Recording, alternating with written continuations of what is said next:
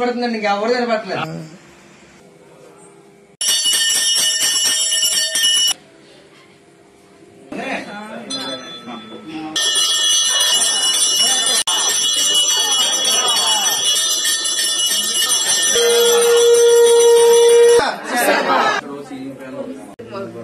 మంచి దాసం కలది మరి తిప్పించి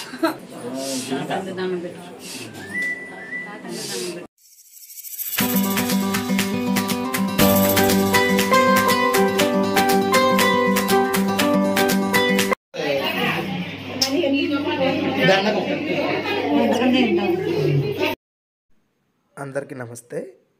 జై శ్రీరామ్. శ్రీమాత్రే నమః. ఓం శ్రీ వీరభద్రాయ నమః. ప్రసాద్ పోల్సిటీ వ్లాగ్స్ ఛానల్కు స్వాగతం, సుస్వాగతం. ఈరోజు మరొక సరికొత్త వీడియోతో మీ ముందుకు రావడం అయితే జరిగింది. చాలామంది ప్రేక్షకులకు యూట్యూబ్ థంబ్నెయిల్ చూడగానే వీడియో దేని గురించో అర్థమయ్యి ఉండొచ్చు, మరి కొంతమందికి అర్థం కాకపోవచ్చు. కాబట్టి పూర్తిగా ఈ వీడియోలో మన వీడియో దేనికోసం అనేది చెప్తాం జరుగుతుంది. కాబట్టి ప్రేక్షకులు ఎవరో కూడా వీడియోని ఎక్కడా స్కిప్ కాకుండా పూర్తిగా చూసినట్టయితే కనుక అసలు వీడియో దేని గురించో మీకు అర్థమవుతుంది.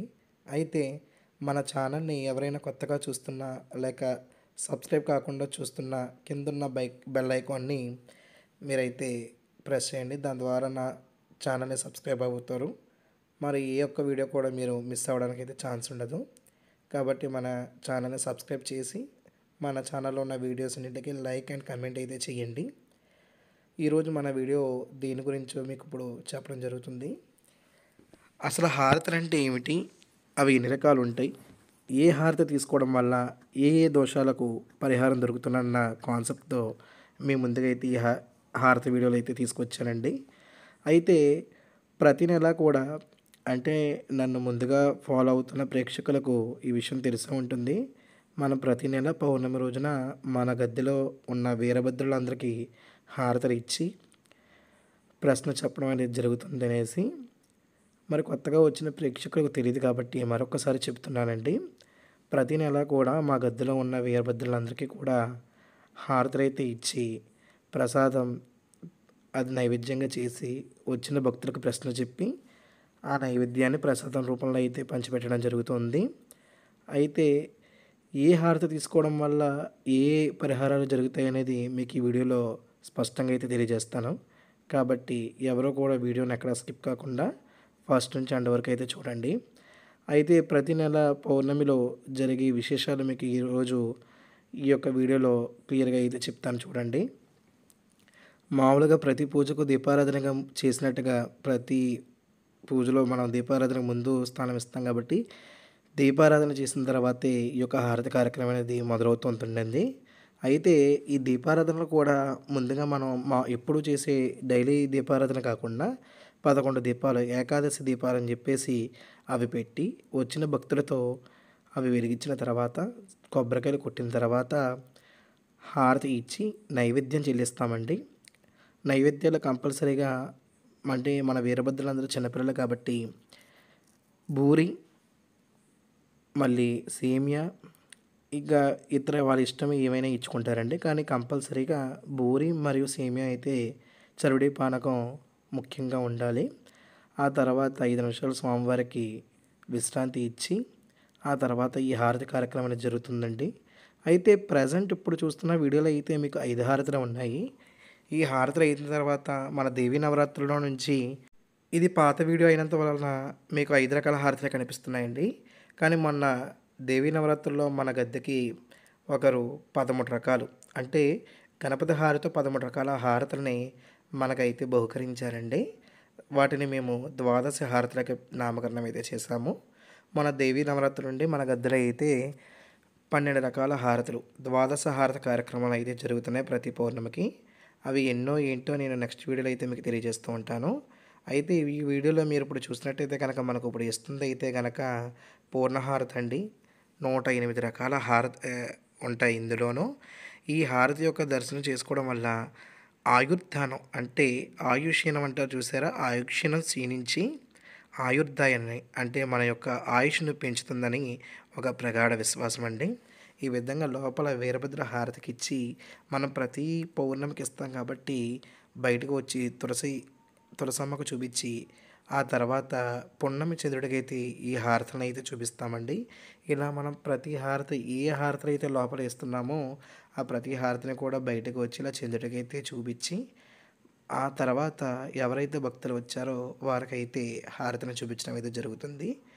కాసేపు వీడియో అయితే అన్మ్యూట్ చేస్తానండి. కాబట్టి అక్కడ ఉన్న వైబ్రేషన్ ఏంటో మీకు కూడా తెలియాలి కాబట్టి ఒకసారి చూడండి. అయితే ఇంకా మన ఛానల్ని మీలో ఎవరైనా సబ్స్క్రైబ్ కానట్టయితే కనుక please to subscribe our channel.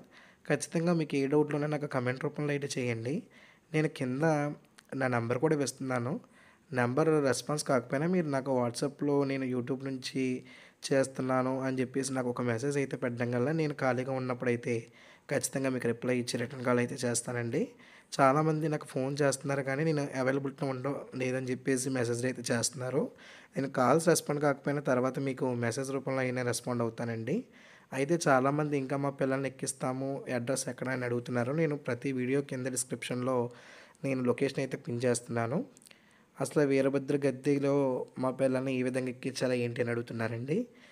యాక్చువల్గా కార్తీక శ్రావణ మాఘమాసంలోనే సంబరాలు అయితే చేస్తూ ఉంటాము. ఇప్పుడు దగ్గరలో మహాశివరాత్రి ఉంది కాబట్టి మీలో ఎవరైనా తమ వీరభద్రను గద్దెకెక్కించాలనుకుంటే కనుక ఇప్పుడు అవకాశం ఉంది, సద్వినియోగం చేసుకోగలరని చూస్తున్నాను. వీడియో అయితే కంటిన్యూ చేయండి కాసేపు.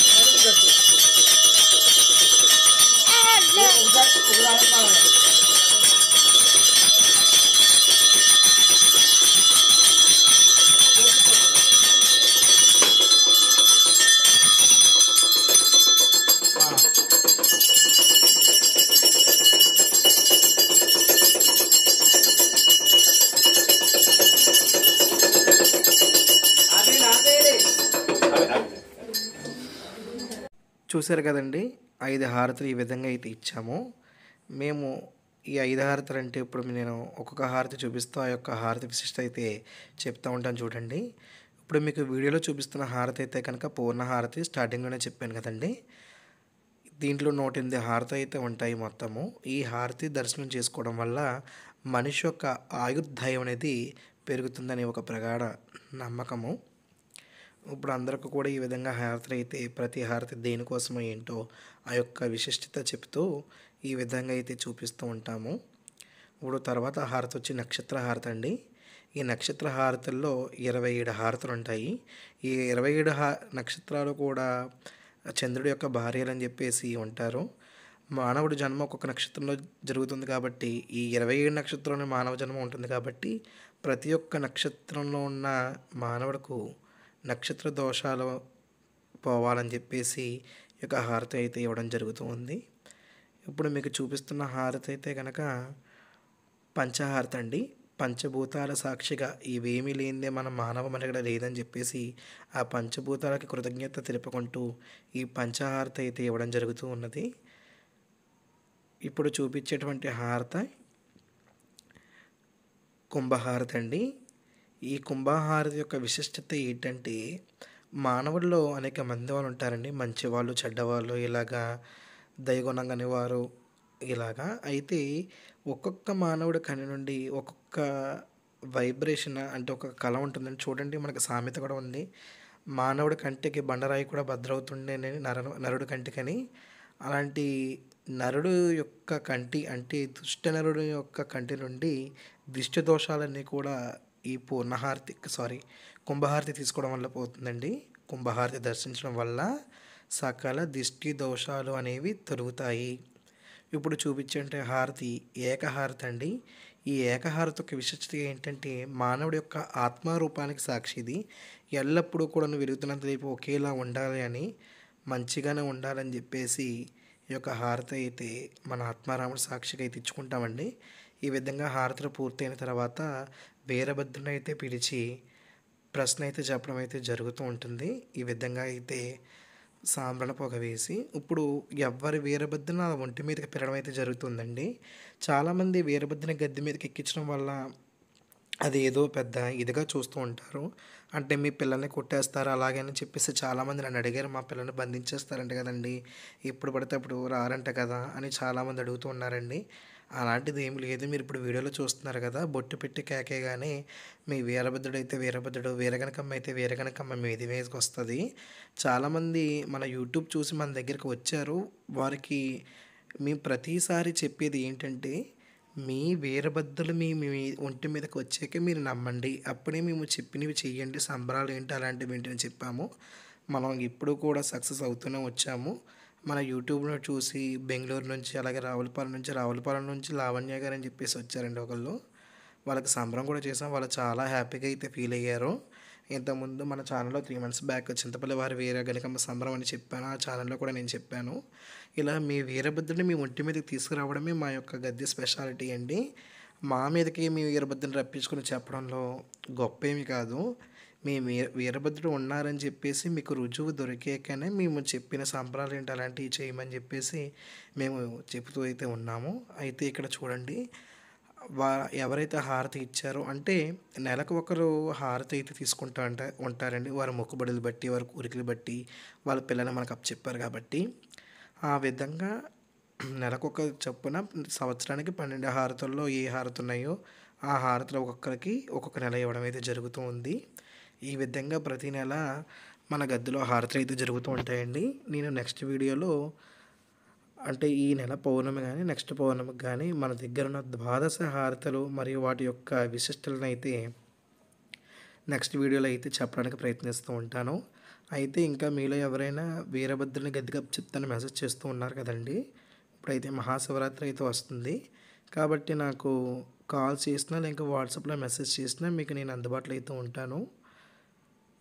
వీడియో అయితే ఇంకా లాస్ట్ వరకు చూడండి. వీరభద్రుడు అనేది ప్రశ్న ఈ విధంగా అయితే చెప్తూ ఉంటారు. Thanks for watching.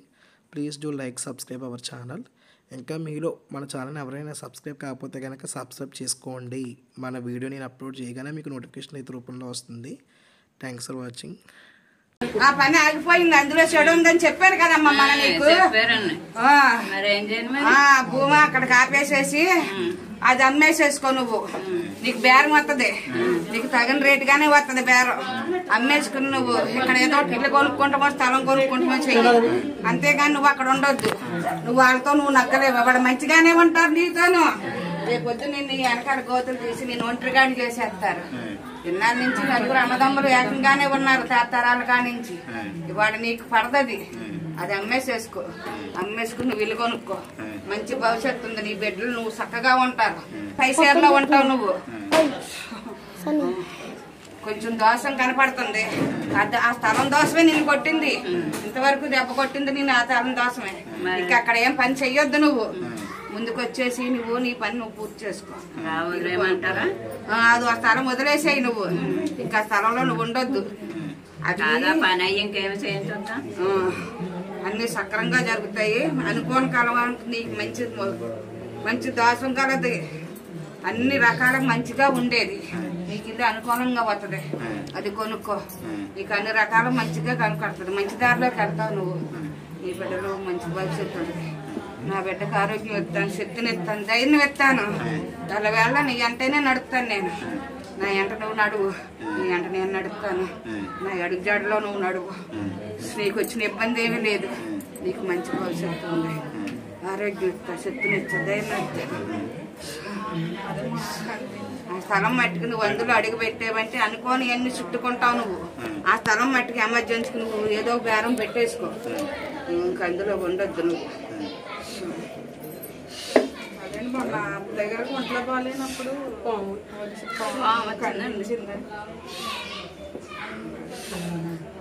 నిజంగానే గుమ్మం దాకా వచ్చింది. మళ్ళీ దండం పెట్టుకోగానే నన్ను చూసి వెనక్కి వెళ్ళిపోయారండి. బాబాయ్ అంటే సుబ్రహ్మణ్యం స్వామి బాబు బాబా అని దండం పెట్టింది. పెద్ద బాగుంది. నేనేమి చేస్తాకు రాలేదమ్మా, నేను నీకు కనపడాను, నా సత్యం చూపించాను నీకు. నీ బిడ్డకు మంచి భవిష్యత్తు వస్తుందా అని చెప్పి నీకు సత్యం చూపించానమ్మా. నేను ఏదో చేసేస్తాక రాలా, నీకు కనపడి వెళ్ళానంతే. నేను ఉన్నానని చూపించాను నీ దర్శనం నీకు. నేను ఉన్నానని చెప్పి నీకు నిదర్శనం చూపించాను. మంగళవారం పూట వచ్చారండి. మంగళవారం వస్తుందండి, మన మంగళవారం పూట మంచి 1 గంట టైంలోనే. ఈ దోషం నువ్వు వెళ్ళిన కాడి నుంచి నీకు ఆరోగ్యం బాగాలేదన్నావు కదా, ఈ దోషం తొలుగుతుందని చెప్పి నీకు కనపడతాకి వచ్చానమ్మా. అన్ని వేళ బాగా కనపడతానే ఉంటాను. నా ఒంట్లో మరి కొంచెం మరి ఎలాగా నాకు బాధగానే ఉంది. మరి అంటే నాకు అర్థం కావట్లేదండి. నీకు అర్థం అవుతుంది. ఇంకా నీకు చెప్పాను కదా, నువ్వు 9 వారాలు సోమవారాలు ఇక్కడికి రామని చెప్పాను. లాస్ట్ వారం నువ్వు నైవేద్యం నిండుగా పెట్టు, ఆవు పాలతో వండి. నీకు ఆరోగ్యం చక్కగా ఉంటది, నువ్వు మంచిగా నడుపుతావు. నీకేం కాదు, నీ పొద్దున కుదిరితే పొద్దున్న రా, సాయంత్రం కుదిరితే సాయంత్రం రా. సోమవారం బట్టి కంపల్సరిగా రా. పొద్దున్న మాటలంటే కష్టం. సాయంత్రం అన్నా వచ్చి నువ్వు దర్శనం చేసుకుని 9 వారాలు తిరిగిన తర్వాత నువ్వు నిండుగా నైవేద్యం పెట్టి నాకు. అదే మరి మరి సాయికి బాగుంది.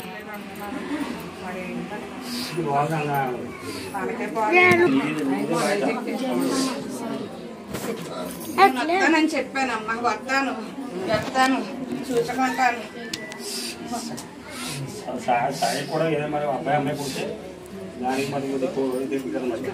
వచ్చే సంవత్సరానికి బిడ్డను పెట్టుకుని వస్తుంది, కొనుక్కు కాడికి వస్తుంది చూడు. వచ్చే సంవత్సరానికి బిడ్డను పెట్టుకుని వస్తుంది.